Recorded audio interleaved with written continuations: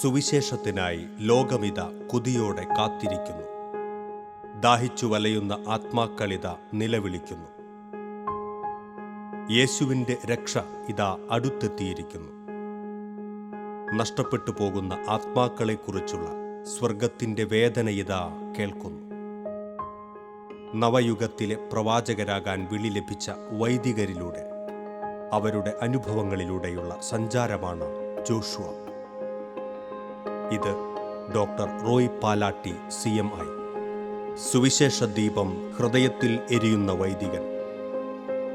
International Shalom മിനിസ്ട്രികളുടെ spiritual ഡയറക്ടറും മികച്ച പ്രാസംഗികനും എഴുത്തുകാരനുമായ റോയ് അച്ഛൻ തന്നെ വഴി നടത്തുന്ന ദൈവസ്നേഹാനുഭവങ്ങൾ നമ്മോട് പങ്കുവെക്കുന്നു. റോയ് അച്ഛാ, ഇന്ന് അച്ഛനോടൊപ്പം ആയിരിക്കുന്നതിലേറെ സന്തോഷം. ഷാലോം TVയുടെ ഈ ജോഷുവ എന്ന പ്രോഗ്രാം ഈ കാലഘട്ടത്തിൽ സുവിശേഷം ജീവിക്കുകയും സുവിശേഷത്തിനു വേണ്ടി സ്വയം സമർപ്പിക്കുകയും ചെയ്ത വൈദികരെ, പ്രത്യേകിച്ച് യുവ വൈദികരെ പരിചയപ്പെടുത്തുന്ന ഈ പ്രോഗ്രാമിൻ്റെ എപ്പിസോഡിൽ അച്ഛൻ്റെ കൂടെ ആയിരിക്കാൻ കഴിഞ്ഞതിൽ ഏറെ സന്തോഷമായിട്ട് ഞാൻ കാണുന്നു. അച്ഛൻ്റെ കൂടുതൽ വിവരങ്ങൾ അറിയാനുള്ളൊരു താല്പര്യത്തോടെ ഞാൻ ചോദിക്കാം. അച്ഛൻ്റെ ഒരു വീട്, കുടുംബാംഗങ്ങൾ, അച്ഛൻ ജനിച്ചു വളർന്നൊരു സാഹചര്യവും, അതുപോലെ അച്ഛൻ ഇന്ന് എന്ത് ചെയ്യുന്നു ഒന്ന് ചെറുതാക്കി അച്ഛനൊന്ന് പറയാമായിരുന്നെങ്കിൽ അല്ലേ. എൻ്റെ വീട് അങ്കമാലിക്കടുത്ത് കറുകുറ്റി CMI ആശ്രമത്തിൻ്റെ അടുത്താണ് എൻ്റെ വീട്. ഞാൻ എൻ്റെ വീട്ടിലെ ഏക മകനാണ്. എനിക്ക് 2 പെങ്ങന്മാരുണ്ട്. പിന്നെ ഫാദറും മദറും. അപ്പച്ചൻ 6 വർഷം മുമ്പ് മരിച്ചുപോയി. അമ്മ തന്നെയാണ് മിക്കവാറും സമയത്ത് വീട്ടിൽ താമസിക്കുന്നത്. 2 പെങ്ങന്മാരുടെ കല്യാണം എല്ലാം കഴിഞ്ഞ് അവർ 2 സ്ഥലത്തായിട്ടിരിക്കുന്നു. ഞാൻ ഏക മകനായതുകൊണ്ട് തന്നെ ഒരുപാട് ആലോചിച്ചും കുറേ കാലങ്ങളൊക്കെ കഴിഞ്ഞൊക്കെയാണ് ഞാൻ സഭയിൽ ചേരുന്നത്. വീട്ടിൽ നിന്ന് എതിർപ്പുണ്ടായതുകൊണ്ടൊന്നുമല്ല, മറിച്ച് എനിക്ക് എന്നെ തന്നെ ഒരുക്കാനായിട്ടും സഭാധികാരികളൊക്കെ ആയിട്ടൊന്ന് സംസാരിച്ച് ഏകദേശം ഒരു തീരുമാനത്തിലൊക്കെ എത്താൻ വേണ്ടി ഏതാനും നാളുകൾ കഴിഞ്ഞിട്ടാണ് ഞാൻ ചേരുന്നത്. എനിക്ക് അച്ഛൻ്റെ വീട് CMI കൊമേന്തര അടുത്താന്ന് പറഞ്ഞതുകൊണ്ടാവാം ഒരു ആകാംക്ഷ കൂടി തോന്നുന്നത്. അച്ഛനൊരു CMI വൈദികനായി പോയത് വീട് CMI കൊമേന്തര അടുത്തായി പോയത് മാത്രമാണോ? എങ്ങനെ അച്ഛനൊരു വൈദിക ഇതിലേക്ക് എത്തി? എങ്ങനെ CMI സഭ അച്ഛൻ തിരഞ്ഞെടുത്തു? അതിന് പല കാരണങ്ങളുണ്ട്. അതിൽ ഏറ്റവും പ്രധാനപ്പെട്ട കാരണം CMI സഭയിലെ അച്ഛന്മാരുടെ ട്രെയിനിങ്ങിലാണ് ഞാൻ എൻ്റെ ചെറുപ്പകാലത്തിലെ മുഴുവൻ എൻ്റെ ഫോർമേഷൻ നടക്കുന്നത്. സ്കൂളിൽ പഠിക്കുന്നത് CMI അച്ഛന്മാർ നടത്തുന്ന സ്ഥാപനത്തിലാണ്. എല്ലാ ദിവസവും തന്നെ വർഷത്തിൽ 365 ദിവസവും വീട്ടുകാരെല്ലാവരും ഒരുമിച്ച് കറുകുറ്റി ആശ്രമത്തിൽ പോയി 6 മണിയുടെ കുർബാന കാണുമായിരുന്നു. അപ്പോൾ അന്ന് അച്ഛന്മാർ ഒരുമിച്ചിരുന്ന് പ്രാർത്ഥിക്കുന്നതും അവരുടെ സായാഹ്ന പ്രാർത്ഥനയും പ്രഭാത പ്രാർത്ഥനയും ഒക്കെ ഒരുപാട് എന്നെ സ്വാധീനിച്ചിട്ടുണ്ട്. മാത്രമല്ല കറുകുറ്റി ആശ്രമം എന്ന് പറയുന്നത് ഒരു നോഷ്യറ്റ് കൂടിയാണ്. അപ്പോൾ അതിന് ആശ്രമത്തിൻ്റേതായൊരു പ്രത്യേകമായ ചുറ്റുപാട് അതിനുണ്ട്. അപ്പോൾ ബ്രദേഴ്സ് ഇങ്ങനെ പുസ്തകമൊക്കെ പിടിച്ച് കാര്യമായിട്ടൊക്കെ പ്രാർത്ഥിക്കുന്ന കാണുമ്പോൾ എന്തെന്നില്ലാത്തൊരാഗ്രഹം എനിക്ക് വളരെ ചെറുപ്പത്തിലെ തന്നെ ഉണ്ടായിട്ടുണ്ട്. സഭയിൽ ചേരണം, അതും CMI സഭയിൽ ചേരണം. മറ്റൊന്ന്, CMI സഭ പിന്നീട് ഞാൻ നോക്കുമ്പോഴത്തേനും ഒരുപാട് തുറവിയുള്ള സഭയാണെന്നും ഒരുപാട് സാധ്യതകളുള്ള സഭയാണെന്നും ഒക്കെ എനിക്ക് പിന്നീട് മനസ്സിലാക്കാനായിട്ട് കഴിഞ്ഞിട്ടുണ്ട്. അങ്ങനെ ഒരുപാട് അച്ഛന്മാരാൽ ഇൻസ്പയർ ആകപ്പെട്ടും ആ ആശ്രമത്തിൻ്റെ ഒരു പ്രാർത്ഥനാ അന്തരീക്ഷത്തിലുമാണ് സത്യത്തിൽ ഞാൻ CMI സഭയിൽ ചേരുന്നത്. എനിക്ക് അച്ഛനെക്കുറിച്ചുള്ള കേട്ടറിവ് വെച്ച് അല്ലെങ്കിൽ അറിയാവുന്ന രീതി വെച്ചിട്ടും അച്ഛൻ സാധാരണ ഒരു ചെറുപ്പക്കാരൻ ഒരു 12ാം ക്ലാസ് കഴിഞ്ഞ് അല്ലെങ്കിൽ 10ാം ക്ലാസ് കഴിഞ്ഞ് സെമിനാരി ചേരുന്നത് പോലെ ചേർന്ന ഒരാളല്ല. അച്ഛൻ കുറച്ചുകൂടെ ഒരു പ്രായപൂർത്തിയായി അല്ലെങ്കിൽ ഒരു സ്വന്തം ചെറുപ്പത്തിൻ്റെ ഒരു പ്രായപൂർത്തിക്ക് ശേഷം വളരെ വൈകി ഒരു സെമിനാരി ചേർന്ന ഒരാളാണ്. അതുകൊണ്ട് തന്നെ ഞാൻ വീണ്ടും ചോദിക്കണത്, എങ്ങനെയാണെന്ന് വെച്ചാൽ ഈ പ്രോസസ് ഓഫ് ഡിസേൺമെൻറ്റ് ഫൈനലി അച്ഛൻ എത്തിയത്? അത് സത്യത്തിൽ 10ാം ക്ലാസ്സിൽ വെച്ച് എനിക്ക് വലിയ താല്പര്യമൊക്കെ ആയിരുന്നു. അതായത് കറുകുറ്റി ആശ്രമത്തിലെ അച്ഛന്മാരുടെ കുർബാന ചെല്ലുന്ന പോലെ ഞാൻ വീട്ടിൽ തോർത്തുമുണ്ടൊക്കെ ഇട്ട് കുർബാന ചെല്ലും. പിന്നെ ചെറിയ അന്ന് നമുക്ക് 10 പൈസ കൊടുത്ത 10 ബിസ്ക്കറ്റൊക്കെ കിട്ടും. ആ ബിസ്ക്കറ്റൊക്കെ വെച്ച് വെള്ളമൊക്കെ വെച്ച് ആശീർവദിച്ച് വീട്ടിലെല്ലാവർക്കും ഞാൻ കൊടുക്കും. എൻ്റെ ചുറ്റുവട്ടത്തുള്ള ആളുകളെ മുഴുവൻ ഞാൻ കുമ്പസാരിപ്പിച്ചിട്ടുണ്ട് അന്ന് തന്നെ. സഭയുടെ അവകാശവും അധികാരത്തോടു കൂടിയല്ല, ഒരു പയ്യനായിരിക്കെ ഒരു വലിയ ആഗ്രഹമൊക്കെ തോന്നി കുമ്പസാരിപ്പിച്ചിട്ടൊക്കെയുണ്ട്. അങ്ങനെയൊക്കെ മേശയിൽ വെച്ച് കുമ്പസാരവും കുർബാനയും കുമ്പസാരക്കൂടില്ലാതെ കുമ്പസാരവും ഒക്കെ നടത്തി ഏതാനും നാളുകളൊക്കെ കഴിഞ്ഞ് 10ാം ക്ലാസ്സായി. 10ാം ക്ലാസ് കഴിഞ്ഞപ്പോൾ ഞാൻ രാജഗിരിയിൽ ചെന്ന് അവിടെ ഒരു ക്യാമ്പ് കൂടി ഞാൻ എൻ്റെ താല്പര്യം ഞാൻ അവിടെയുള്ള ബഹുമാനപ്പെട്ട അച്ഛന്മാരെയും അന്നുള്ള സീനിയർ ബ്രദേഴ്സിനെ ഞാൻ കാര്യം അവതരിപ്പിച്ചു. അവർ പലരെയും സെലക്ട് ചെയ്തെങ്കിലും എന്നെ സെലക്ട് ചെയ്തില്ല. എന്നെ സെലക്ട് ചെയ്യാതിരിക്കാനുള്ള പ്രധാനപ്പെട്ട കാരണം ഞാനൊരു ഏക മകനാണെന്നുള്ളതുകൊണ്ടാണ്. അപ്പോൾ അന്ന് പ്രത്യേകിച്ചും ഏകമക്കളെ സഭയിൽ എടുക്കുന്നുണ്ടെങ്കിൽ കൂടി അത്രയധികം പ്രൊമോട്ട് ചെയ്തിരുന്നില്ല, അതിന് പ്രോത്സാഹിപ്പിച്ചിരുന്നില്ല. കാരണം അത് ഫ്യൂച്ചറിലൊക്കെ ഫാമിലിക്ക് വലിയ പ്രശ്നം ഉണ്ടാകുമെന്ന് പലരും പറഞ്ഞു. ഞാൻ എൻ്റെ ഫാമിലിയിൽപ്പെട്ട ബഹുമാനപ്പെട്ട ജോസ് പാലാട്ടി അച്ഛനെയൊക്കെ റെഫർ പോലും ചെയ്തു, അദ്ദേഹവും ഏകമകനാണ്. എന്നിരുന്നാൽ കൂടിയും എന്നെ സെലക്ട് ചെയ്യുന്നതിൽ സഭാധികാരികൾക്ക് ഇഷ്ടമുണ്ടായില്ല. പക്ഷെ പിന്നീട് ഞാൻ ഓർക്കും അത് ദൈവത്തിൻ്റെ വലിയൊരു പ്രൊവിഡൻസാണ്. കാരണം 10ാം ക്ലാസ്സിൽ എൻ്റെ റിസൾട്ട് വളരെ പൂർ റിസൾട്ടായിരുന്നു, വളരെ പരിതാപകരമായിരുന്നു. ഒരു ഇങ്ങനെയുള്ളൊരു സംഭാഷണത്തിൽ പറയാൻ കൊള്ളാവുന്ന മാർക്കല്ല, അതുകൊണ്ട് ഞാൻ പറയുന്നില്ല. അത് കഴിഞ്ഞ് ഒരു പെട്ടിക്കട പോലുള്ളൊരു പാരലൽ കോളേജിലാണ് ഞാൻ പോയി പഠിക്കുന്നത്. ഈ പാരലൽ കോളേജിൽ പഠിക്കുന്നുകൊണ്ടിരിക്കുന്ന സമയത്ത് എനിക്ക് വലിയ ദുശീലമൊന്നും ഉണ്ടായില്ല. ആകെ ദുശീലം എന്ന് പറയുന്നത് ഒരു സിനിമ എല്ലായ്പ്പോഴും കാണും, അത് പല പ്രാവശ്യം പോയി കാണും. തൊട്ടടുത്ത സിനിമാ കോട്ടയിലൊക്കെ തിയേറ്ററിലൊക്കെ മൂട്ടയായതുകൊണ്ട് ഞങ്ങൾ ഏതാനും പേര് ചാലക്കുടിയിൽ പോയി സിനിമ കാണും. അപ്പം അങ്ങനെ ഒരിക്കലും ഇങ്ങനെ സിനിമയ്ക്കൊക്കെ വേണ്ടി പുറത്ത് NH നാഷണൽ ഹൈവേയുടെ അടുത്ത് നിൽക്കുന്ന സമയത്താണ് അന്ന് ഞങ്ങൾ ഉദ്ദേശിച്ച ബസ് വന്നില്ല.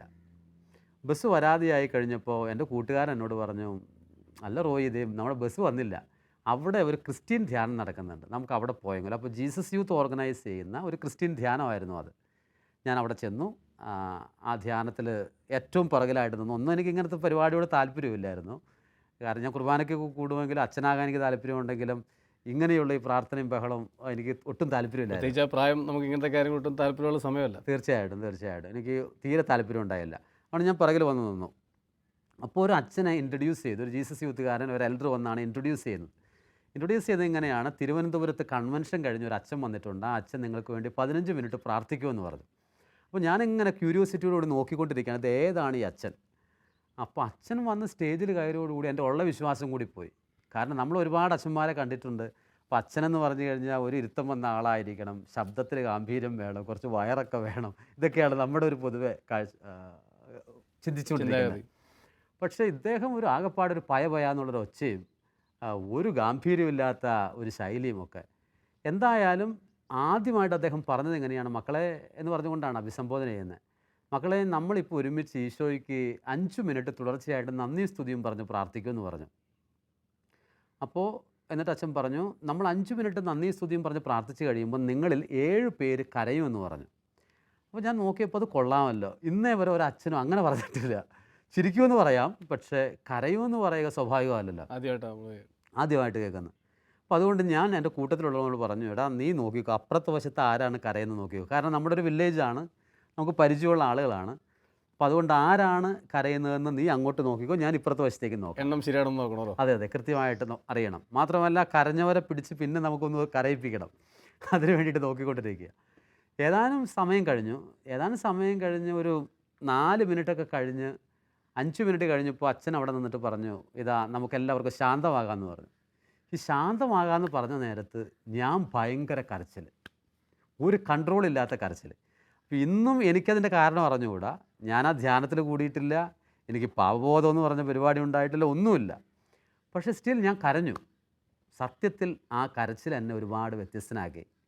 അന്ന് എനിക്കൊരു കാര്യം മനസ്സിലായി, ചില കരച്ചിൽ നമ്മുടെ ജീവിതത്തിലുണ്ടെങ്കിൽ ഒരുപാട് കാര്യങ്ങൾ നമ്മളെ മാറ്റിമറിക്കുമെന്ന്. ആ കരച്ചിലാണ് കുറച്ചുകൂടി ഗൗരവത്തോടു കൂടിയിട്ട് ദൈവവിളിയെ കാണാനും തുടർന്നുള്ള ചുവടുകളൊക്കെ വെക്കാനായിട്ട് എന്നെ അനുവദിച്ചത്. സത്യത്തിൽ ഏറ്റവും കൂടുതൽ എന്നിൽ മാറ്റം വന്നത് ആ ഒരു കരച്ചിലിലൂടെ എൻ്റെ അക്കാഡമിക് ലൈഫിലാണ്. 10ാം ക്ലാസ്സിൽ വെച്ച് ഞാൻ ഒരുപാട് പഠിച്ചെങ്കിലും വളരെ പൂറായ റിസൾട്ട് വന്നു. പക്ഷേ പ്രീ ഡിഗ്രി കാലത്ത് ആ കൊച്ചു കോളേജാണെങ്കിൽ കൂടിയും നല്ല മാർക്കോടുകൂടി പാസ്സായി. ഞാൻ വീണ്ടും ചെന്നു രാജഗിരിയിൽ, ഞാൻ വീണ്ടും ചോദിച്ചു എന്നെ എടുക്കാമോ എന്ന് ചോദിച്ചു. അപ്പോൾ അവർ പറഞ്ഞു എടുക്കാൻ പറ്റില്ല, കാരണം ഏക മകനാണ്, ഇനിയും ഒരു ഡിസേൺമെൻറ്റ് ഒരു അവസരം കൂടി തരാം, പോയി ഡിഗ്രി പഠിക്കുക, ഡിഗ്രി പഠിച്ചിട്ടും കണ്ടിന്യൂ ചെയ്യാനാണ് ആഗ്രഹമെങ്കിൽ പോകാമെന്ന് പറഞ്ഞു. ഈ സമയത്താണ് ഞാൻ ജീസസ് യൂത്ത് ആക്ടിവിറ്റീസായിട്ട് കൂടുതലായിട്ട് ഇൻവോൾവ് ആകുന്നത്. പ്രത്യേകിച്ചും കേരളത്തിൻ്റെ പശ്ചാത്തലത്തിൽ ജീസസ് യൂത്ത് എല്ലാ ക്യാമ്പസുകളിലും ഏറെ ശക്തമായ ചലനം സൃഷ്ടിക്കുന്ന ഒരു സമയമായിരുന്നു അത്. അതുകൊണ്ട് സ്ഥിരമായി നടത്തുന്ന പ്രയർ ഗ്രൂപ്പിൽ ഞാൻ അറ്റൻഡ് ചെയ്യും. കറുകുറ്റി ആശ്രമത്തിൽ തന്നെ 365 ദിവസവും ഞങ്ങൾ ഏതാനും പേര്, മിക്കവാറും പേര് ബാച്ചിലേഴ്സ് പഠിക്കുന്നവരാണ്, ഡിഗ്രി പഠിക്കുന്നവരാണ്. ഡിഗ്രി പഠിക്കുന്ന എല്ലാവരും എല്ലാ ദിവസവും വൈകുന്നേരം ഒരു 1-2 മണിക്കൂർ സമയം പ്രാർത്ഥിക്കുമായിരുന്നു. ഈ പ്രാർത്ഥനയുടെ സമയത്ത് ഞാൻ എൻ്റെ സുഹൃത്തുക്കളോട് പങ്കുവയ്ക്കും, ഇങ്ങനെ എനിക്ക് അച്ഛനാകണം, നിങ്ങൾ ആ ഒരു നിയോഗം വെച്ച് പ്രാർത്ഥിക്കണം എന്നൊക്കെ. അപ്പോൾ പിന്നീട് എനിക്ക് തോന്നുന്നു കുമേന്തര ആ പ്രാർത്ഥന തുടർന്നിട്ടുണ്ടെന്ന് തോന്നുന്നു. തുടർന്നു. ഞാൻ കേട്ടിട്ടുണ്ട്. തുടർന്നും ആ പ്രാർത്ഥന, ഇന്നും ആ പ്രാർത്ഥന വേറൊരു തലത്തിൽ അവർ കൊണ്ടുപോകുന്നുണ്ട്. അത് കഴിഞ്ഞ് ഞാൻ ഡിഗ്രി ശ്രീശങ്കര കോളേജ് കാലടിയിലാണ് പഠിക്കുന്നത്. ഡിഗ്രിക്ക് ഞാൻ വളരെ ഉയർന്ന മാർക്കോടുകൂടി തന്നെ യൂണിവേഴ്സിറ്റിയിൽ നിന്ന് പാസ്സായി. ഞാൻ വീണ്ടും ചെന്നു, പഴയ അച്ഛന്മാരോട് പറഞ്ഞു എന്നെ എടുക്കാം ഡിഗ്രിക്ക് ശേഷം. അപ്പോൾ പറഞ്ഞു, ഇന്ന് റോയ് വളരെ കാര്യമായ ഒരു മൂവ്മെൻറ്റിലാണ് വർക്ക് ചെയ്യുന്നത്. ജീസസ് യൂത്ത് പോലുള്ള നല്ല ഫ്ലറിഷ് ചെയ്യാൻ സാധ്യതയുള്ളത്, ഒരുപാട് സ്വാതന്ത്ര്യം ആസ്വദിക്കുകയും ചെയ്യുന്ന ഒരു മിനിസ്ട്രിയിലാണ് വർക്ക് ചെയ്യുന്നത്. ഒരു കോൺഗ്രിഗേഷനിൽ പ്രവേശിച്ചു കഴിഞ്ഞാൽ ഒരുപാട് ലിമിറ്റേഷനുണ്ട്. ഇതിൻ്റെ നിയമങ്ങളുണ്ട്, ചട്ടങ്ങളുണ്ട്. ചിലപ്പോഴെങ്കിലും നിങ്ങൾക്കുള്ള ഒറിജിനൽ ക്യാരീസ് ഉപയോഗിക്കാൻ പറ്റിയെന്ന് പോലും വന്നേക്കില്ല. അതുകൊണ്ട് പുറത്ത് നിൽക്കുന്നതല്ലേ നല്ലത് എന്ന് ചോദിച്ചു. അപ്പം അന്ന് ശ്രീശങ്കര കോളേജിൽ ഞങ്ങൾ വലിയൊരു 1.5 ആൾക്ക് പൊക്കമുള്ള വലിയൊരു മതിലൊക്കെ ഉണ്ട്. ആ മതിലൊക്കെ ചാടിക്കടന്നാണ് ഞങ്ങളെല്ലാ ഫ്രൈഡേയിലും വെള്ളിയാഴ്ച ദിവസവും പോയി പ്രയർ ഗ്രൂപ്പൊക്കെ കൂടുമായിരുന്നു. അപ്പോൾ ആ ഒരു തീക്ഷ്ണതയും തീവ്രതയൊക്കെ അപ്പോഴും ഉണ്ട് ഉള്ളിൽ. തുടർന്ന് പി ജിക്ക് വേണ്ടിയിട്ട് സെയിൻറ്റ് ആൽബർട്ട്സ് കോളേജിൽ പഠിക്കാനായിട്ട് പോകുന്നു. അതിൻ്റെ അവസാന സമയമൊക്കെ ആയപ്പോഴത്തേനും എനിക്ക് മനസ്സിലായി, ഞാൻ ഇനിയും വൈകിക്കഴിഞ്ഞാൽ അതൊരു പക്ഷേ വലിയ പ്രശ്നമായിരിക്കുമെന്ന്. അതുകൊണ്ട് ഞാൻ അതിനു മുമ്പ് കണ്ട ബഹുമാനപ്പെട്ട ജോസ് കോളുതറ എന്ന് പറയുന്ന ഒരു CMI വൈദികനാണ്. CMI സഭയിൽ ഒരുപാട് ബ്രദേഴ്സിനെ ഫോം ചെയ്ത് ഏതാണ്ട് 25 വർഷത്തോളം ഫോർമേഷനിൽ ഇരുന്നിട്ടുള്ളൊരു വൈദികനാണ് അദ്ദേഹം. അപ്പോൾ അദ്ദേഹത്തിൻ്റെ അടുത്ത് ഞാൻ വീണ്ടും ചെന്നു. അദ്ദേഹം എന്നോട് 3 ദിവസങ്ങളായിട്ട് 14 മണിക്കൂർ സമയം സംസാരിച്ചു. അതിൽ 12 മണിക്കൂറും എന്നെ ഡിസ്കറേജ് ചെയ്തു. എൻ്റെ ദൈവവിളി എത്രമാത്രം ശക്തമാണെന്ന് അറിയുന്നതിന് വേണ്ടിയിട്ട് അദ്ദേഹം എന്നെ ഡിസ്കറേജ് ചെയ്തതാണ്. പ്രോപ്പറായ ഡിസേൺമെൻറ്റിന് വേണ്ടി തീർച്ചയായിട്ടും. അത് കഴിഞ്ഞു തുടർന്നുള്ള 2 മണിക്കൂർ അദ്ദേഹം എന്നെ വളരെയധികം സപ്പോർട്ട് ചെയ്തു. ഞാൻ സഭയിൽ ചേരാമെന്ന് തീരുമാനിച്ചു. അങ്ങനെ ഡേറ്റും കാര്യങ്ങളെല്ലാം ഫിക്സ് ചെയ്യുന്നു. തുടർന്ന് ഞാൻ CMI സഭയിൽ ജോയിൻ ചെയ്യുകയും ചെയ്തു. വിശുദ്ധ ചാവറയച്ചൻ്റെ വിശുദ്ധി നിറയുന്ന CMI കുടുംബത്തിൽ ഒരംഗമായി ചേർന്നുകൊണ്ട് ക്രിസ്തുനാഥൻ്റെ സ്നേഹസുവിശേഷം ലോകമെങ്ങും പങ്കുവയ്ക്കുവാൻ ഈ വൈദികൻ യാത്രയായി. ലോകത്തെ ഏറ്റവും വലിയ ദാഹം സുവിശേഷത്തിനായുള്ള ദാഹമാണെന്ന് അച്ഛൻ തിരിച്ചറിഞ്ഞു. ഒരു സാധാരണ വൈദികനായി ഏതെങ്കിലും ഒരു കോണിൽ നിലകൊള്ളാൻ മനസ്സുവയ്ക്കാതെ ക്രിസ്തുവിനോടുള്ള സ്നേഹത്തെ പ്രതി അനേകം ആത്മാക്കളുടെ ഇടയിലേക്ക് ഇറങ്ങിച്ചെന്നുകൊണ്ട് ദൈവരാജ്യം പടുത്തുയർത്തുവാൻ റോയ് അച്ഛൻ സഞ്ചരിക്കുന്നു.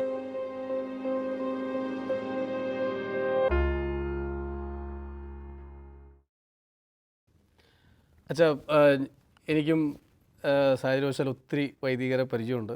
ഞാൻ ധാരാളം വൈദികർ, പ്രായമുള്ളവരും യങ്ങായിട്ടുള്ള വല്ല ചെറുപ്പക്കാരായിട്ടുള്ള വൈദികരെയൊക്കെയും അവരുടെ ഫോർമേഷൻ സ്റ്റേജിലും അതിനുശേഷമൊക്കെ കണ്ടിട്ടുണ്ട്. ചിലപ്പോഴെങ്കിലും എന്നെ സങ്കടപ്പെടുത്തിയിട്ടുള്ളൊരു സാഹചര്യമുണ്ട്.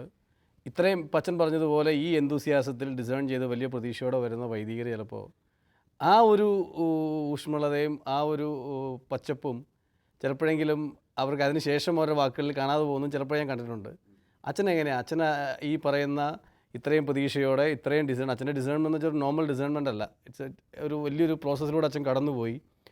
അത് വൈദികനായതിനു ശേഷം ഇന്നും അച്ഛൻ അതേ ഊഷ്മളതയിലാണോ, അതിനേക്കാൾ കൂടുതലാണോ, അതിനേക്കാൾ കുറവാണോ? അച്ഛൻ എന്നെ പെട്ടെന്ന് പറയാൻ തോന്നുന്നു. ഞാനെടുത്ത തീരുമാനത്തെക്കുറിച്ച് ഇന്നേ വരെ റിഗ്രറ്റ് ചെയ്യേണ്ടതായിട്ട്, അയ്യോ തെറ്റിപ്പോയി എന്ന് ഇന്നേ വരെ എനിക്ക് തോന്നിയിട്ടില്ല. സത്യത്തിൽ ഞാൻ സഭയിൽ ജോയിൻ ചെയ്യാനായിട്ട് തീരുമാനിച്ചതിൻ്റെ തലേ ദിവസം രാത്രി കറുകുറ്റി ആശ്രമത്തിൻ്റെ മുമ്പിൽ ഏതാണ്ട് 100ഓളം നടകളുണ്ട്. അപ്പോൾ അന്ന് ജീസസ് യൂത്തിൽ ഞങ്ങൾ വർക്ക് ചെയ്യുന്ന എല്ലാവരും എല്ലാ ബുധനാഴ്ച ദിവസവും ഈ 100 നടകൾ മുട്ടുകുത്തി കയറി ആശ്രമത്തിലേക്ക് പോകുമായിരുന്നു. ഇന്നും അത്തരം ശുശ്രൂഷ തുടരുന്നുണ്ട്. അപ്പോൾ ഈ 100 നടകൾ മുട്ടുകുത്തി ഞങ്ങൾ അവിടെ കയറും, പ്രാർത്ഥിക്കും. അത് കഴിഞ്ഞ് ഞങ്ങൾ തൊട്ടടുത്ത ഒരു കടയിൽ പോയി എന്തെങ്കിലുമൊക്കെ കഴിക്കും. അങ്ങനെയൊക്കെയാണ് ഞങ്ങളുടെ കൂട്ടായ്മ മുന്നോട്ട് പോയിക്കൊണ്ടിരുന്നത്.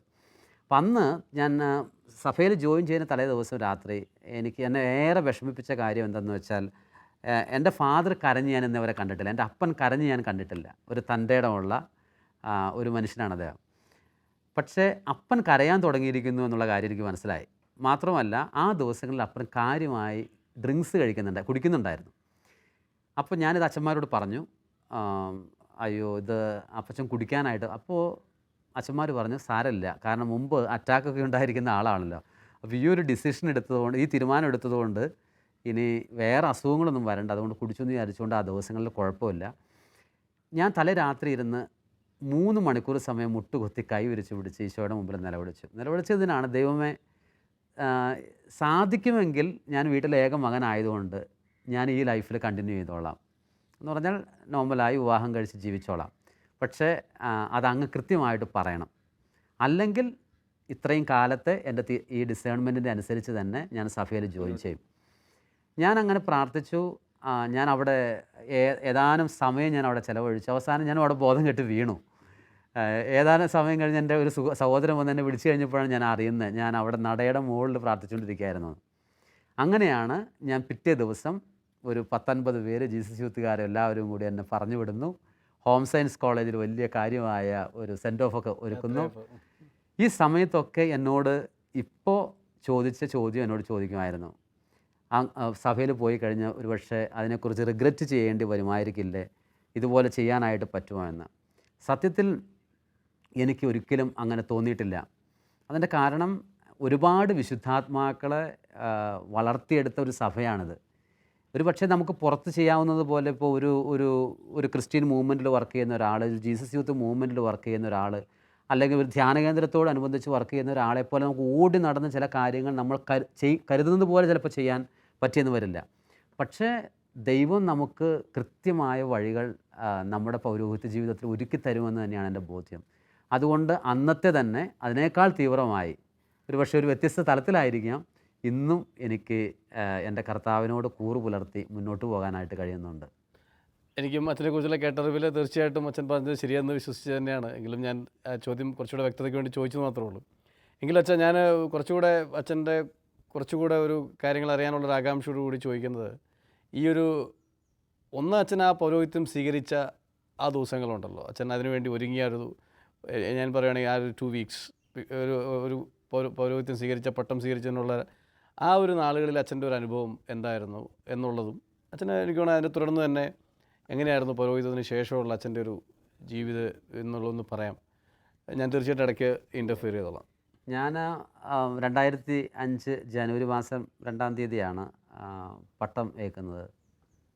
ജെറുസലേം ധ്യാനകേന്ദ്രത്തിൽ വെച്ച് ചാവറ ജയന്തിയോടനുബന്ധിച്ചുള്ള വലിയ ആഘോഷകരമായ ഞങ്ങളുടെ ബാച്ചുകാരെല്ലാവരും കൂടിയാണ് പട്ടം സ്വീകരിക്കുന്നത്. അതിനു മുമ്പ് ഞങ്ങൾക്ക് പ്രത്യേകമായിട്ട് 1-2 മാസത്തോളം ഒരുക്കം ഉണ്ടായിരുന്നു. ഈ ഒരുക്കത്തിന് സമയത്ത് ഞാൻ വേറൊരു വട്ടവട എന്ന് പറഞ്ഞൊരു സ്ഥലത്തൊരു മലയിൽ പോയിരുന്ന് അവിടെയായിരുന്നു. മൂന്നാറിനപ്പുറം അതെ തണുപ്പൊക്കെ ഉള്ള സ്ഥലത്ത് അവിടെ പോയിരുന്ന് പ്രാർത്ഥിക്കും. ഈ സമയത്ത് ഞാൻ എൻ്റെ മനസ്സിലുണ്ടായിരുന്നൊരു കാര്യം എന്തെന്ന് വെച്ചാൽ, പൗരോഹിത്യ ജീവിതത്തിൽ സത്യത്തിൽ ഇതിൽ ഒരുപാട് അൺനാച്ചുറൽ അല്ലെങ്കിലും വളരെ സ്വാഭാവികമല്ലാത്ത ഒരു പ്രത്യേക ജീവിതമാണ് ഈ ജീവിതം. അന്നും ഇന്നും ഞാൻ ആ ബോധ്യം എനിക്കുണ്ട്. ഇത് പ്രകൃതിക്ക് എതിരാണെന്നല്ല ഉള്ള അർത്ഥത്തിലല്ല പറയുന്നത്, പക്ഷേ സ്വാഭാവികമല്ല. അതുകൊണ്ടാണല്ലോ 99% ആളുകളും കല്യാണം കഴിക്കും, 1% താഴെ മാത്രം ആളുകൾ പുരോഹിതരാകുന്നത്. അപ്പോൾ എൻ്റെ മനസ്സിൽ ഞാൻ ഓർത്തു, ഞാൻ പുരോഹിതനായതുകൊണ്ട് സത്യത്തിൽ ആർക്കാണ് ഗുണമുണ്ടാകുന്നത്, ഞാൻ ആർക്ക് വേണ്ടി പുരോഹിതനാകണം? ഈ ഒരു ചോദ്യം ഞാൻ എപ്പോഴും എന്നോട് തന്നെ ചോദിച്ചിട്ടുണ്ട്. ഞാൻ ജനത്തിന് വേണ്ടി മാത്രം പുരോഹിതനായിട്ട് കാര്യമില്ല. കാരണം ഭാവിയിൽ ഒരു പക്ഷേ ജനത്തിനൊരു പുരോഹിതനെ വേണ്ട എന്ന് പറയുന്നൊരു കാലം പോലും വന്നേക്കാമല്ലോ. കാരണം ഇന്നിപ്പോൾ നമുക്കറിയാം, ചില സ്ഥലത്ത് അച്ഛന്മാരുണ്ടെങ്കിലും ശുശ്രൂഷയ്ക്ക് വേണ്ടിയിട്ടുള്ള അജഗണമില്ല. അപ്പോൾ ജനത്തിന് വേണ്ടി മാത്രമല്ല, അതിനേക്കാൾ ഉപരി ഞാൻ എൻ്റെ കർത്താവിന് വേണ്ടിയിട്ടാണ്. അപ്പോൾ കർത്താവിനോടുള്ള എന്തെന്നില്ലാത്തൊരു സ്നേഹം എൻ്റെ മനസ്സിൽ ആ നാളുകളിൽ ധാരാളമായിട്ട് ഉണ്ടായിരുന്നു. ഞാനപ്പോൾ ആര് എന്ത് പറയുമെന്നോ, അല്ലെങ്കിൽ ഭാവിയിൽ എനിക്ക് എന്ത് ചെയ്യാൻ പറ്റുമെന്നോ, ഇങ്ങനെയുള്ള കാര്യങ്ങളിലേക്കൊന്നും എൻ്റെ മനസ്സധികം പോയില്ല. പക്ഷെ കർത്താവ് എന്ന് പറയുന്നൊരു വ്യക്തി എനിക്ക് അത്ര കണ്ട് പ്രധാനപ്പെട്ടതായിട്ട് മാറിയിരുന്നു. ഇപ്പോൾ സത്യത്തിൽ ഈ കോളേജിലൊക്കെ പഠിക്കുന്ന സമയത്ത് പ്രേമിക്കുന്ന ഒരു പെൺകുട്ടിക്ക് വേണ്ടിയിട്ട് അല്ലെങ്കിൽ ആൺകുട്ടിക്ക് വേണ്ടിയിട്ട് സകലതും മറന്നു കളയുന്ന ഒരുപാട് കൂട്ടുകാരന്മാരെയും കൂട്ടുകാരികളെയും നമ്മൾ കാണുന്നുണ്ട്. ഞാൻ ഓർത്തു, ഒരു ജീവിതം മുഴുവൻ നമുക്ക് കൊടുക്കണം, കാര്യം ശരിയാണ്, എന്നാലും നമ്മൾ സ്നേഹിക്കുന്നതിന് വേണ്ടി നമുക്ക് കൊടുത്തുകൂടെ, എന്താ അതിന് കുഴപ്പം? ആ ഒരു എന്തെന്നില്ലാത്തൊരു സ്നേഹം എൻ്റെ മനസ്സിലുണ്ടായി. അതുകൊണ്ട് എനിക്ക് ജീവിതം വലിച്ചെറിയുന്നതിൽ വലിയ വിഷമമൊന്നും തോന്നിയില്ലായിരുന്നു ആ നാളുകളിൽ പ്രത്യേകിച്ചും. ഞാൻ ചോദിച്ചതിൻ്റെ കണ്ടിന്യൂഷനായിട്ട് തന്നെ ഞാൻ ആദ്യത്തെ ചോദ്യം പറഞ്ഞതാണെങ്കിലും, ഞാൻ അച്ഛൻ പറഞ്ഞല്ലോ എൻ്റെ കർത്താവിനോടുള്ള അല്ലെങ്കിൽ യേശുവിനോടുള്ള ഒരു ഇതാണ്, ഞാൻ വൈദികനാവണതും യേശുവിന് വേണ്ടിയാണ്, ഈശോയ്ക്ക് വേണ്ടിയാണെന്ന് ഞാൻ അപ്പോൾ പെട്ടെന്ന് എൻ്റെ മനസ്സിലേക്ക് വന്നൊരു ചിന്ത, ചിലപ്പോഴെങ്കിലും അത് വൈദികർ മാത്രമല്ല, അത് ധാരാളം ആത്മാരായിട്ടുള്ള ആളുകളൊക്കെ ഞാൻ കാണുമ്പോൾ നമ്മൾ ദൈവത്തോട് സ്നേഹമുണ്ടെന്ന് പറയുന്ന സാഹചര്യത്തിൽ പോലും നമ്മൾ കുറേ സ്വപ്നങ്ങൾ ഉണ്ടാക്കി വെച്ച് നമ്മളുടെ പ്ലാനുകൾ നടപ്പിലാക്കാൻ ശ്രമിക്കുമ്പോഴാണ് പലപ്പോഴും മുമ്പോട്ട് പോകാൻ പറ്റാതെ കണ്ടിട്ടുള്ളത്. പക്ഷേ അച്ഛൻ്റെ വാക്കുകളിൽ നിന്ന് എനിക്ക് വായിച്ചെടുക്കാൻ പറ്റുന്ന വളരെ കൃത്യമായിട്ട് എനിക്ക് തോന്നുന്നൊരു കാര്യം ഇതാണ്, നമ്മൾ ആഗ്രഹിക്കുന്ന കാര്യമല്ല, ഈശോ ആഗ്രഹിക്കുന്ന കാര്യങ്ങൾ ചെയ്യാൻ പറ്റുക എന്നുള്ളതാണ്. എനിക്ക് തോന്നുന്നു അച്ഛന് അങ്ങനെ പറ്റുന്ന ഒരാളാണെന്നാണ് ഞാൻ വിശ്വസിക്കുന്നത്. അല്ലെങ്കിൽ ഇത്രയും ലൈവായിട്ട് ഇപ്പോഴും ഇങ്ങനെ മുഴുവൻ ദൈവത്തിന് വിട്ടുകൊടുത്ത് നടക്കാൻ പറ്റില്ല. എങ്ങനെയാണെന്ന് വെച്ചാൽ ഈശോ ആഗ്രഹിച്ച കാര്യങ്ങൾ എന്തായിരുന്നു, ഈശോ നടത്തിയ വഴികൾ പൗരോഹിത്യ സ്വീകരണത്തിന് ശേഷം? അപ്പോൾ അത് എനിക്ക് തോന്നുന്നു, ഒന്ന് ഇന്നത്തെ അറിയാമല്ലോ, അച്ഛനായി കഴിയുമ്പോഴാണ് പെട്ടെന്ന് ഈ വേനൽ മഴയത്ത് അകപ്പെട്ടൊരു കുടയില്ലാതെ അകപ്പെട്ടൊരു കുഞ്ഞിൻ്റെ വെപ്രാളമുണ്ട്. എന്ന് പറഞ്ഞാൽ വേനലിൽ മഴ പ്രതീക്ഷിക്കുന്നില്ല, മഴ പെയ്ത് കഴിഞ്ഞു കുടയില്ല, ഈ സമയത്ത് വല്ലാത്തൊരു വെപ്രാളമുണ്ട്. ഇതുപോലെ തന്നെയാണ് 10-14 വർഷത്തെ ഫോർമേഷൻ കഴിഞ്ഞിട്ട് പെട്ടെന്ന് അങ്ങ് അച്ഛനാകുന്നു. അച്ഛനായി കഴിയുമ്പോഴാണ് സ്വന്തമായി തീരുമാനം എടുക്കണം, സ്വന്തമായി കാര്യങ്ങളെ ക്രമപ്പെടുത്തണം, സ്വന്തമായി ചില കാര്യങ്ങൾ പറയണം. ഈ സമയത്ത് പലപ്പോഴും ഞങ്ങൾക്കൊക്കെ പറ്റുന്നത്, ഞങ്ങൾ സ്വാഭാവികമായി പലരും എന്താണ് ചെയ്യുന്നതെന്ന് നോക്കും. എന്ന് പറഞ്ഞാൽ ഒരു സ്ഥാപനത്തിലൊരു ഡയറക്ടറായിട്ടിരിക്കുക, അല്ലെങ്കിൽ ഒരു പ്രിൻസിപ്പളായിരിക്കുക, ഒരു സ്കൂളിൽ പഠിപ്പിക്കുക, ഇതെല്ലാം നല്ലതാണ്, ഇതിലൊന്നും മോശമില്ല. ഞാൻ ഓർത്ത് എൻ്റെ പ്രീസ്ലി ലൈഫ് എങ്ങനെയായിരിക്കണമെന്ന് ഞാൻ എൻ്റെ സഭയിലെ അധികാരികളോടും വർഷങ്ങൾക്ക് മുമ്പ് എന്നെ സഭയിലേക്കൊക്കെ ക്ഷണിച്ച ആ അച്ഛനോടൊക്കെ ഷെയർ ചെയ്ത് കഴിഞ്ഞപ്പോൾ അച്ഛൻ എന്നോട് പറഞ്ഞ കാര്യം ഇതാണ്, റോയി M.Com കഴിഞ്ഞിട്ട് സഭയിൽ ജോയിൻ ചെയ്ത് അന്ന് തന്നെ വേണമെങ്കിൽ പഠിപ്പിക്കാനായിട്ട് കയറാമായിരുന്നു. ഞാനൊരു വെറും ഒരു അധ്യാപകനാകാനോ അല്ലെങ്കിൽ വെറും ഒരു സാധാരണ ഒരു ഡയറക്ടറാകാനോ മാത്രമാണ് ഞാൻ സഭയിൽ ജോയിൻ ചെയ്യുന്നതെങ്കിൽ സത്യത്തിൽ അതുകൊണ്ട് വലിയ പ്രയോജനമൊന്നുമില്ല എന്നാണ് പട്ടത്തിന് ശേഷം ഞാൻ എന്നെ തന്നോട് പറഞ്ഞുകൊണ്ടിരുന്നത്. അപ്പോൾ എന്നോട് ചിലരെങ്കിലും പറഞ്ഞു, അതങ്ങനെയല്ല, നമുക്ക് സെക്യൂരിറ്റിയൊക്കെ വേണം, അതുമാത്രമല്ല ഇന്ന പൊസിഷനിലൊക്കെ വന്നെങ്കിലാണ് അതിൻ്റെ കാര്യങ്ങൾ ശരിയാവുക, ആളുകൾ പോലും നമ്മളുടെ അടുത്തേക്ക് വരണമെങ്കിൽ നമ്മളൊരു ഡയറക്ടറോ പ്രിൻസിപ്പളൊക്കെ ആകണം. അപ്പോൾ ഞാൻ ഓർത്തു, ദൈവമേ, അത് എന്തുമാത്രം ഒരു വില കുറഞ്ഞ ചിന്തയാണ് എന്ന്. കാരണം എന്നെ തേടി ജനം വരേണ്ടത് എൻ്റെ ഗ്ലാമർ കണ്ടിട്ട് ആകാൻ പാടില്ലല്ലോ. തീർച്ചയായിട്ടും കർത്താവിനോടുള്ള നമ്മളുടെ സ്നേഹം കണ്ട് ജനങ്ങൾ നമ്മളിലേക്ക് ആകർഷിക്കപ്പെടണം, അല്ലെങ്കിൽ ജനത്തെ ആ വിധത്തിൽ നയിക്കാനായിട്ട് പറ്റണം. ആ ഒരു ഈശോയ്ക്ക് വേണ്ടി ഈശോയുടെ മനസ്സറിഞ്ഞ് ഇറങ്ങുന്ന ഒരു പുരോഹിതനായിരിക്കണം എന്നുള്ളൊരു ചിന്ത ഇപ്പോൾ ഞാൻ 12 വർഷമായി ഇപ്പോഴും എൻ്റെ മനസ്സിൽ അതേപടി ഇരിക്കുന്നുണ്ട്. അതുകൊണ്ട് കർത്താവിൻ്റെ മനസ്സറിഞ്ഞുള്ള ഒരു പുരോഹിതനാകണം, അത് ഏത് വിധത്തിലായിരുന്നാൽ കൂടിയും എന്നാണ് ഞാൻ ചിന്തിക്കുന്നത്. അങ്ങനെ കർത്താവിൻ്റെ മനസ്സറിഞ്ഞുള്ളൊരു പുരോഹിതൻ ആണെന്നിരിക്കും. തീർച്ചയായിട്ടും അങ്ങനെ ആയ ഒരാൾ ഡയറക്ടറായാലും കുഴപ്പമില്ല, ഇല്ല, ആ പൊസിഷനും അയാൾക്ക് വളരെ നന്നായിട്ട് കർത്താവ് ആഗ്രഹിക്കുന്ന പോലെ കൊണ്ടുപോകാൻ പറ്റും. തീർച്ചയായിട്ടും. വളരെ ഒരു പ്രസക്തമായ കാര്യം അച്ഛൻ. ഞാൻ വീണ്ടും ഒന്നുകൂടെ ചോദിക്കണത്, ഇപ്പോൾ ഇന്ന് ധാരാളം ആൾക്കാർ ഞാൻ പറയണ ഒരു ഇതിൽ വൈദികരുടെ മധ്യസ്ഥനായ അത് ജോൺ മരിയ വിയാനിയെക്കുറിച്ചുള്ളൊരു ചിന്ത എൻ്റെ മനസ്സിൽ പെട്ടെന്ന് വരിക. അതേക്കുറിച്ച് ഞാൻ ചോദിക്കണേ. കാരണം ലാറ്റിൻ പഠിക്കാൻ പറഞ്ഞിട്ട് പഠിക്കാൻ പറ്റാതിരുന്ന ഒരാളാണ്, തിയോളജി പോലും എനിക്ക് വളരെ വിഷമിച്ച് മറ്റവരോടൊപ്പം എത്താൻ പറ്റാതിരുന്ന അന്ന് ഒരു രീതിയിലും, പക്ഷേ എങ്കിലും അന്നത്തെ ഉത്തരവാദിത്വം നടന്ന പിതാവിൻ്റെ ഒരു താല്പര്യത്തിൽ അച്ഛനാവുകയും. പക്ഷെ എനിക്കൊന്നും മനസ്സിലായിട്ടുള്ളത് അച്ഛനെ കുറിച്ചുള്ള ഇതിൽ ദൈവാശ്രയത്തെ മാത്രമായിരുന്നു വഴി. ഞാൻ എൻ്റെ മുമ്പിലിരിക്കുന്ന റോയി അച്ഛനെ കാണുമ്പോഴും എനിക്ക് അച്ഛൻ അത്രയും കാര്യങ്ങൾ ചിലത് പറയാനില്ലേ, അച്ഛൻ്റെ മുമ്പോട്ടുള്ള ജീവിതത്തിൽ ഈ ദൈവാശ്രയത്വം എങ്ങനെ അച്ഛൻ നടത്തിയെന്ന് കുറച്ചുകൂടെ. ദൈവാശ്രയത്വം ഇല്ലാതെ നമുക്ക് ഈ ജീവിതം സാധ്യമല്ലല്ലോ. വീട്ടിൽ നിന്ന് ഞാൻ ഇറങ്ങിപ്പോന്നു കഴിഞ്ഞു. വീട്ടിൽ ഏറ്റവും കൂടുതലുണ്ടായൊരു പ്രശ്നം എന്തെന്ന് വെച്ചാൽ, ഇന്ന് സാമ്പത്തികമായി വളരെ സാധാരണ എന്ന് വെച്ചാൽ ഒരു മിഡിൽ ആവറേജ് അതിനേക്കാൾ താണ ഒരു ഫാമിലി ആയിരുന്നു ഞങ്ങൾ. ഞാൻ എൻ്റെ ചെറുപ്പത്തിലെ വീട്ടിൽ അന്നൊക്കെ കൂടുതൽ പോസ്റ്റ്മാൻമാർ ലെറ്ററും കൊണ്ടുവരുമല്ലോ. എൻ്റെ വീട്ടിൽ ഞാൻ ഏറ്റവും അധികം കണ്ടിരിക്കുന്ന ലെറ്റർ എന്തെന്ന് വെച്ചാൽ ബാങ്കിൽ നിന്ന് വന്ന ജപ്തി നോട്ടീസുകളാണ്. അപ്പോൾ തൊട്ടടുത്ത സൊസൈറ്റികളിൽ നിന്നും ബാങ്കിൽ നിന്നൊക്കെ എടുത്തിരിക്കുന്ന ലോണിൻ്റെ ജപ്തി നോട്ടീസുകൾ വരും. പിന്നെ മറ്റുള്ളവർക്ക് വേണ്ടി ജാമ്യം നിന്നതിൻ്റെ അപ്പച്ചൻ ജാമ്യം നിന്നതിൻ്റെ ഭാഗമായിട്ടുള്ള നമ്മുടെ തലയിൽ വരുന്ന ഉത്തരവാദിത്തങ്ങൾ. ഇങ്ങനെ നോട്ടീസുകളുടെ ആ ഒരു കളിയാണ് ഞാൻ എല്ലാ ദിവസവും കാണുന്നത്. ഇപ്പോഴും എൻ്റെ മനസ്സിൽ വരുന്നത്, ഞാൻ 8ാം ക്ലാസ്സിൽ പരീക്ഷ കഴിഞ്ഞ് വരികയാണ്. ക്രിസ്മസ് പരീക്ഷ കഴിഞ്ഞ് വരുമ്പോൾ കാണുന്നത് 2 വണ്ടി പോലീസുകാരും ബാങ്ക് മാനേജറും, പന്തക്കൽ സൊസൈറ്റിയിൽ നിന്നാണ് മാനേജർ ഉൾപ്പെടെ ആളുകളൊക്കെ വന്ന് വീട്ടിലിങ്ങനെ ചുറ്റുവട്ടം നിൽക്കുകയാണ്. നിൽക്കുന്ന സമയത്ത് സ്ത്രീകൾക്ക് അന്നും ഇന്നും എക്കാലത്തും ചെയ്യാൻ പറ്റുന്ന പോലെ അവർ നെഞ്ചത്തടിച്ച് കരയുന്നുണ്ട്. നമ്മുടെ പശു ആടുമാടുകളെയൊക്കെ കൊണ്ടുപോയി മറ്റു വീടുകളിൽ കൊണ്ടുപോയി കെട്ടി ഉള്ള കുറച്ച് സ്വർണ്ണമൊക്കെ വേറെ സ്ഥലത്ത് കൊണ്ടുപോയി വെച്ചു. ഇങ്ങനെയുള്ള കുറച്ച് സൂത്രപ്പണികളൊക്കെ ഉപയോഗിച്ചും അപ്പൻ മാത്രം ഇങ്ങനെ നിൽക്കുകയാണ്. വീടിന് സീല് വെക്കുമെന്ന് ഉറപ്പായി. കാരണം പല പ്രാവശ്യം ബാങ്കിൽ നിന്ന് നോട്ടീസ് അയച്ചു, പക്ഷേ ഒരു മറുപടിയില്ല. അവസാനം ബാങ്ക് മാനേജർ വന്നിട്ട് അപ്പനോട് ചോദിച്ചു, എൻ്റെ വർഗീസേട്ടൻ എത്ര പ്രാവശ്യം വർഗീസേട്ടനോട് പറഞ്ഞു പൈസ അടയ്ക്കാൻ, ഒരു 5000 രൂപയെങ്കിലും കൊണ്ടുവന്ന് അടച്ചിരുന്നെങ്കിൽ ഞങ്ങളിത് ഒഴിവാക്കി തന്നേനല്ലോ എന്ന് പറഞ്ഞു. അപ്പോൾ ഈ സമയത്ത് ഞാൻ 8ാം ക്ലാസ്സിലുള്ള പയ്യനല്ല, എനിക്ക് ഇതിനെക്കുറിച്ച് ഒരു അധികം പിടിയൊന്നുമില്ല. പക്ഷേ എനിക്ക് ആകെ പിടിയുള്ളൊരു കാര്യം എന്താണെന്ന് വെച്ചാൽ വീട് ജപ്തി ചെയ്യും. വീട് ജപ്തി ചെയ്യുമെന്ന് പറഞ്ഞാൽ നമ്മൾ നമ്മുടെ ഇല്ലം വിട്ട് പുറത്ത് പോകേണ്ട വരും. നമ്മൾ വഴിയിലിറങ്ങണം. പെങ്ങളാണെങ്കിൽ 10ാം ക്ലാസ്സിൻ്റെ എക്സാം കഴിഞ്ഞ് വരുന്നു. 2 പേര് എക്സാം കഴിഞ്ഞ് വരുമ്പോഴാണ് ഈ കാഴ്ച കാണുന്നത്. ഞങ്ങൾ അങ്ങോട്ട് ഇങ്ങോട്ട് നോക്കി. ഞാൻ എന്ത് ചെയ്യാനായിട്ട് പറ്റുമെന്ന് ഒരു വഴിയുമില്ല. കർത്താവിന് തന്നെ കംപ്ലീറ്റ് ആയിട്ട് കൊടുത്തു. ഈശോയോട് പറഞ്ഞു, എൻ്റെ ഈശോയെ, ഞങ്ങൾ വളർന്ന ജീവിതത്തിൽ ഒരു സ്ഥലത്തെത്തേണ്ട കുടുംബമാണ് ഞങ്ങളുടെ കുടുംബം. ഇത് ജപ്തി ചെയ്തു പോയാലത്തെ സ്ഥിതി എന്താണ്? ഞങ്ങൾ ഒരുപാട് വിഷമിച്ചു. ഞങ്ങൾ ഒരുപാട് ആ ദിവസം മുഴുവൻ കരഞ്ഞു. ഈ സമയത്ത് ബാങ്ക് മാനേജർ അങ്ങനെ നിന്നിട്ട് പറഞ്ഞ്, അങ്ങനെയാണെങ്കിൽ ഒരു പരിപാടി ചെയ്യുക, അടുത്ത തിങ്കളാഴ്ചയ്ക്ക് ജപ്തിയാക്കാമെന്ന് പറഞ്ഞു. അപ്പോൾ ഇതിൻ്റെ ഇടയിൽ അപ്പൻ ചെന്നുകൊണ്ട് ബാങ്ക് മാനേജറോട് പറയുന്നുണ്ട്, സാറേ അത് വേണമെങ്കിൽ 5000 അല്ല 10000 ഞങ്ങൾ അടുത്ത ആഴ്ച അടച്ചേക്കാമെന്ന് പറഞ്ഞു. അപ്പോൾ അവർ പോയി കഴിഞ്ഞപ്പോൾ ഞാൻ അപ്പനോട് പറഞ്ഞു, അപ്പ നമുക്ക് 10000 പോയിട്ട് 1000 ഇവിടെ കയ്യിലില്ലല്ലോ. അപ്പൻ അങ്ങനെ പറഞ്ഞത്. അപ്പോൾ എൻ്റെ മോനെ, നമ്മുടെ സമാധാനം പോയിരിക്കുകയാണ്, ഇനി അവരുടെയും കൂടി സമാധാനം കളയണ്ടല്ലോ എന്ന് കരുതിക്കൊണ്ട് പറഞ്ഞാണെന്ന് പറഞ്ഞു. അപ്പോൾ അവരങ്ങനെ പോവുകയും ചെയ്തു. പിറ്റേ ആഴ്ച ഇതുപോലെ തന്നെ ബാങ്കിൽ നിന്ന് അവർ കാര്യമായി ജീപ്പും പോലീസും ഒക്കെ ആയിട്ട് വരികയാണ്. അപ്പോൾ കറുകുറ്റി ആശ്രമത്തിലേക്ക് ആശ്രമത്തിനടുത്തുള്ള എൻ്റെ വീട്ടിലേക്ക് വരുന്നതിന് ഇടയിൽ കുറേ കലങ്കുകളുണ്ട്. കലങ്കുകളിൽ ഒന്നിൽ വന്ന് വണ്ടി തട്ടി ആ തിങ്കളാഴ്ചയിലത്തെയും വരവ് ക്യാൻസലായിപ്പോയി. പിറ്റേ ആഴ്ച ഭാരതത്തിൻ്റെ ഗവൺമെൻറ്റിലൊരു മാറ്റം ഉണ്ടാവുകയാണ്. മാറ്റം ഉണ്ടാകുന്നത് എങ്ങനെയാണ്? വി പി സിംഗ് പ്രധാനമന്ത്രിയാവുന്നു. വി പി സിംഗ് പ്രധാനമന്ത്രിയായ സമയത്ത് വി പി സിംഗ് നടത്തിയ ഒരു അനൗൺസ്മെൻ്റാണ്, എല്ലാ ലോണുകളും അവിടെ നിർത്തണം. കാർഷിക ലോണുകൾ എടുത്തവരുടെ വീടുകൾ ജപ്തി ചെയ്യാൻ പാടില്ല. ഇന്ന് നമ്മൾ അതുപോലത്തെ ഒരുപാട് സംഭവങ്ങൾ കാണുകയും കേൾക്കുകയും ചെയ്യുന്നുണ്ട്. പക്ഷെ അക്കാലത്ത് അങ്ങനത്തെ കോമൺ ആയിരുന്നില്ല. സത്യത്തിൽ ഞങ്ങളുടെ നാട്ടിൽ ഏറ്റവും അധികം കാർഷിക കടം തള്ളിക്കളഞ്ഞത് ഞങ്ങളുടെ കുടുംബത്തിനാണ്.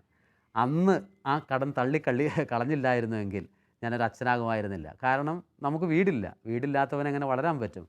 അങ്ങനെയുള്ളവന് ഇങ്ങനെ ഒരു ജീവിതാന്തരത്തിലേക്ക് പ്രവേശിക്കാൻ പറ്റുമോ?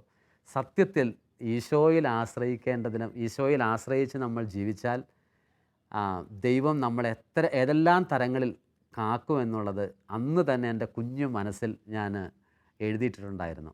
അതിന്നും ചെറുതും വലുതുമായ കാര്യങ്ങളിൽ എൻ്റെ ഈശോയെ ആശ്രയിക്കുന്നതിന് എന്നെ അനുവദിക്കുന്നുണ്ട്. അച്ഛാ, വളരെ ഹൃദ്യമായ ഈ ഒരു അനുഭവം, അത് കേൾക്കുന്ന എനിക്ക് മാത്രമല്ല, ഇത് കേൾക്കുന്ന എല്ലാവർക്കും തമ്പുരാനിൽ ഈശോയിൽ ആശ്രയിച്ച് മുന്നോട്ട് പോകാനുള്ളൊരു വലിയ പ്രചോദനമാകുമെന്ന് എനിക്ക് ഉറപ്പുണ്ട്. ഇനിയും ഈ ദൈവാശ്രയത്വത്തിൽ തന്നെ ധാരാളം പ്രേക്ഷിത രംഗങ്ങളിൽ മുന്നോട്ട് പോകാൻ അച്ഛൻ ഇനിയും കഴിയുമെന്ന് എനിക്ക് പൂർണ്ണമായ വിശ്വാസമുണ്ട്. റോയി അച്ഛൻ്റെ ഇന്ന് അച്ഛൻ ജീവിക്കുന്ന ഒരു സാഹചര്യങ്ങൾ, പ്രത്യേകിച്ച് ഒരു ആഗോളതലത്തിൽ അച്ഛൻ ഇന്ന് വളരെ ശക്തനായ ഒരു പ്രേക്ഷിതനായി മുന്നോട്ട് പോകുന്നതിൻ്റെ അനുഭവങ്ങൾ കൂടുതൽ നമുക്ക് കേൾക്കേണ്ടതുണ്ട്. അടുത്ത ആഴ്ച തീർച്ചയായിട്ടും നമ്മൾ ഒരുമിച്ച് കൂടുതൽ വിശേഷങ്ങൾ പറയാൻ സാധിക്കും. നന്ദി. ലോകമെങ്ങും ക്രിസ്തുവിനായി ഇതാ ദാഹിക്കുന്നു. നന്മയുടെ സന്ദേശം സുവിശേഷമായി ലോകമെങ്ങും പെയ്തിറങ്ങട്ടെ. കാലഘട്ടം ഏറെ കലുഷിതമാകുന്നു. തിന്മ പെരുകുന്നു എന്ന് വിലപിക്കുമ്പോഴും കർത്താവിൻ്റെ കൃപയും കാരുണ്യവും അതിലേറെ വർദ്ധിച്ചിരിക്കുന്നു എന്ന് നാം തിരിച്ചറിയുക. സുവിശേഷം പ്രഘോഷിക്കുക എന്നത് ഒരു സ്വർഗീയ നിയമമാകുന്നു, സ്വർഗത്തിൻ്റെ പദ്ധതിയാകുന്നു. മാനവരാശിയിലെ ഓരോ ആത്മാവിനെക്കുറിച്ചുമുള്ള സ്വർഗത്തിൻ്റെ വേദനയാകുന്നു. പോകാം നമുക്കും ആ കാൽവരിനാഥൻ്റെ സ്നേഹവയലിലേക്ക്. സമയം തീരാറാകുന്നു. കാഹളം ഇതാ മുഴങ്ങുന്നു.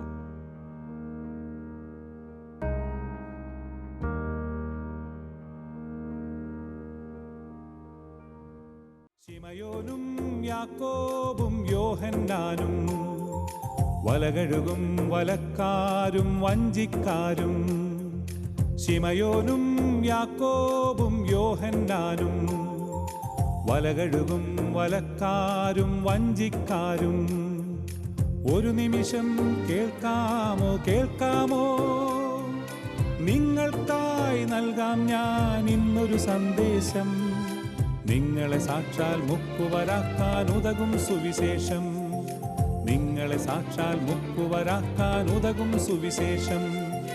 ആഴക്കടലിൽ പോകുവിൻ, ആഴത്തിൽ വലയെറിയുവിൻ, ആഴക്കടലിൽ പോകുവിൻ, ആഴത്തിൽ വലയെറി